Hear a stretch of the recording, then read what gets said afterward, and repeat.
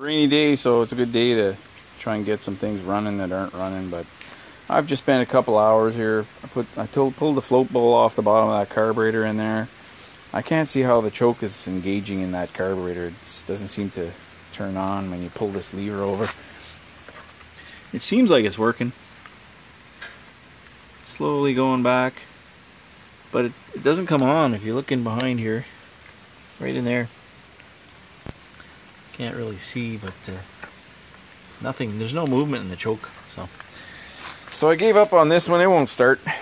I can get it to run if I pour gas in the carburetor, but other than that, it won't run. So I started putting my efforts towards this one, and I cleaned the carburetor. It had 1/4 inch of crud in the float bowl down here. I took the carburetor off, brought it over to the sink, shot spray 9 all over it, scrubbed it all up, cleaned it all, blew all the. I took a file from my torches and I ran it through all the little jets, cleaned them all out there, plugged up, and I cleaned the float and the little brass piece that screws into the bottom here. It has two holes on the sides that come in on either side, then straight up, and I think that's what the vacuum from the carb pulls that fuel up through that line to make it run. So that, I think, was why it wasn't running. But then I lost this little tiny spring right here. See it? I had it unhooked on this end and it fell down in behind underneath the coil, and I mean, just everything went wrong. The cable over here. Sorry about that. The cable here broke for the brake that shuts it off and everything. There's a little brake pad. If you look at that.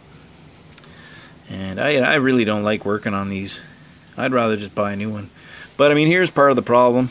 You know, we don't maintain these little push mowers. They're just so cheap that a couple hours going into one of these push mowers, I can go do a job and make $200-300 bucks and buy a brand new push mower. Why work on an old piece of crap? So 2 hours, and I haven't got anything running yet. Here's what happened when you see, I got some JB weld on there.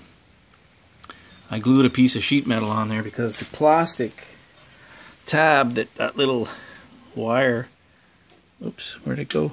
Oh, there it is. I just dropped it. Maybe I lost it, but it doesn't really matter because it's broken. The little tab broke off on this little butterfly carburetor thing, and it you know, why that's plastic is beyond me. This one over here is metal, but that's basically the choke when the motor's not running. There's no wind blowing, and the governor in one, so it governs. I think it's the governor. I don't know. Maybe there's supposed to be an elastic for this, a spring here. I don't know. I don't know what this does. Maybe someone out there knows what this thing is for. That to me is the governor, but I have no idea. Anyway, I was inspired by another YouTuber. Oh yeah, I can fix this. Well, 2 hours into it, I wish I would have just went and bought a new one and threw this one in the garbage. But there's the. Okay, there's the. Okay, well, this glue has not dried yet, so I gotta reposition that. I got some JB weld with a piece of sheet metal on there to kind of repair that. I'm hoping that works.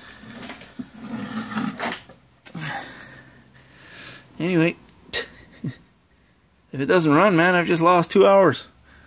So, it's raining anyway. But this, to me, is part of the reason why. And the dirt in the carburetor. So, I think I have another filter like this on another machine that's not running. So, I'm going to clean this one, put it on the one that's not running, and then get the clean one and put it on this one. I hope they're the same size. Okay, there's the new filter I bought, and there's the old one. They look the same size. I think they're pretty standard. There's a little piece of plastic that broke off, that little butterfly throttle. So cheap plastic.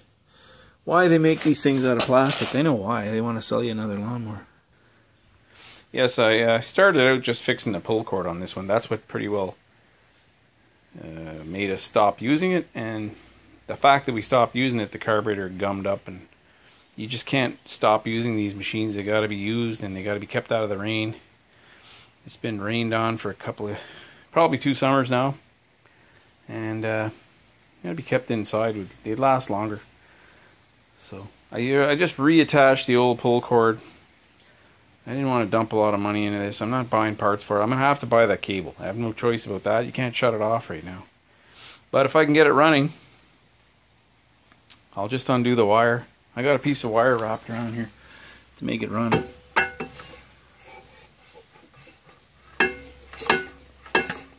Yeah, so that's the cable there that's broken.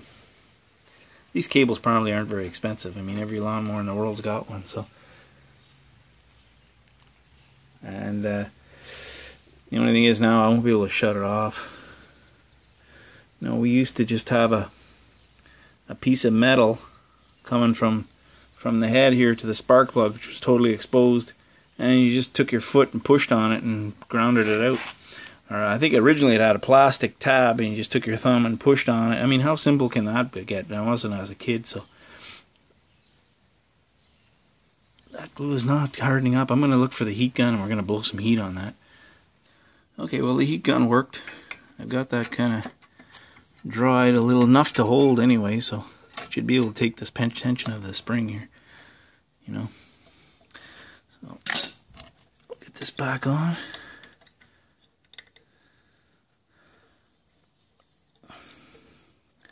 These parts are so tiny. There we go. Now that should work.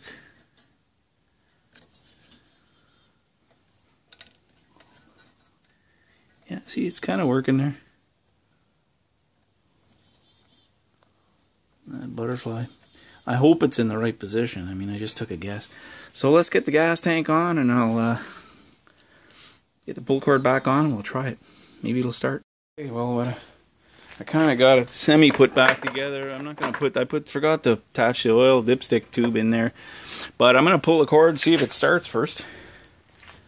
And I've got my... I'm going to pull that off with the needle nose here to shut it off for today. Until it's running, I'm not going to bother buying that cable.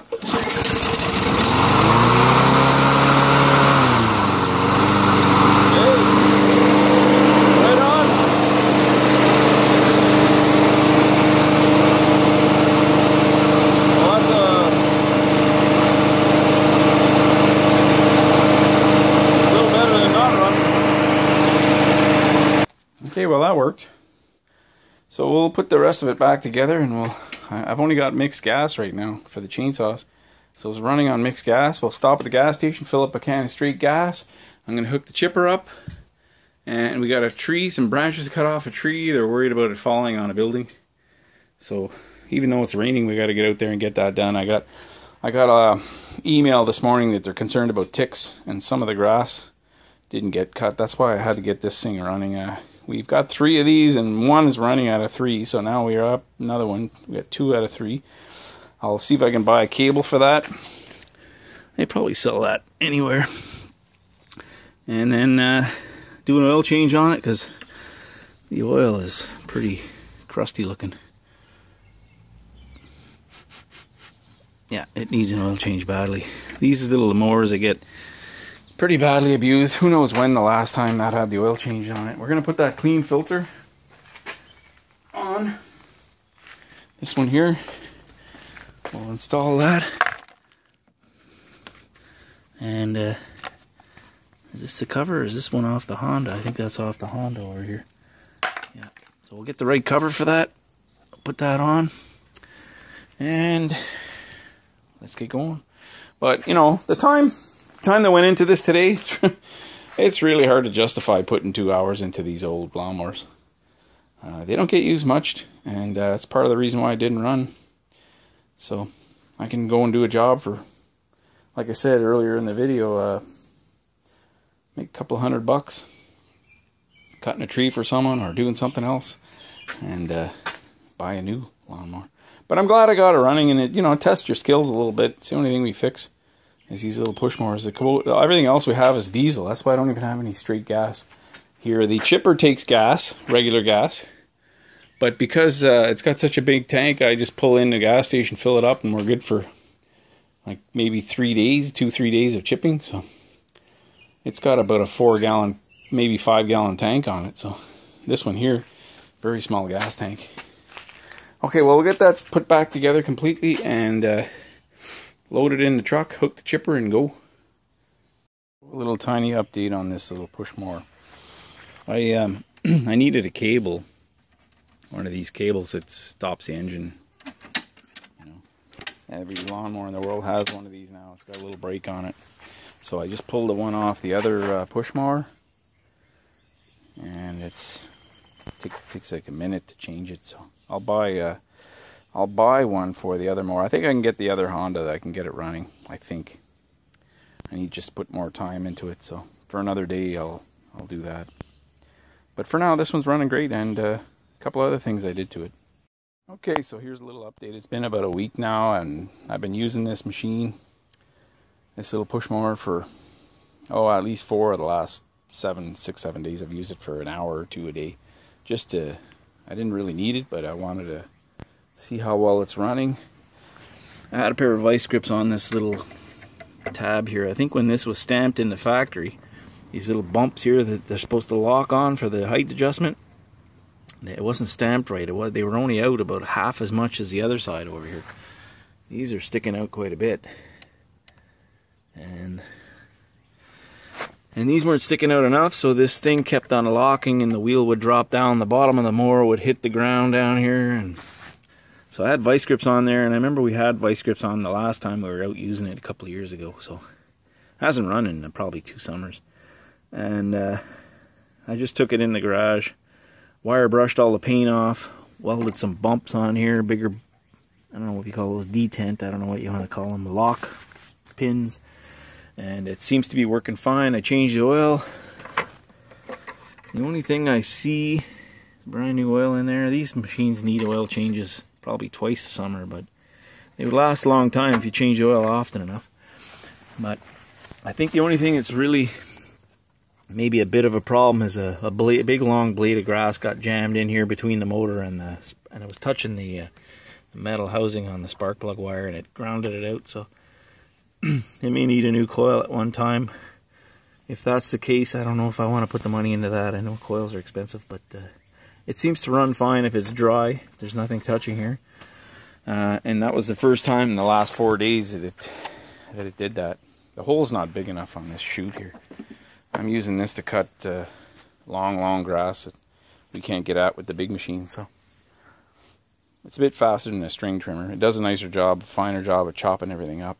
So, you know, but if the hole was bigger right there, I might take a torch and cut it a little bigger or something, or a grinder with a cutting wheel, because the grass is just not shooting out of there very much. It blocks up. But other than that, it's working fine, and we'll keep using it. You can see it's covered in grass now. A new air filter, I'm sure, helps a lot. Well, thanks for watching.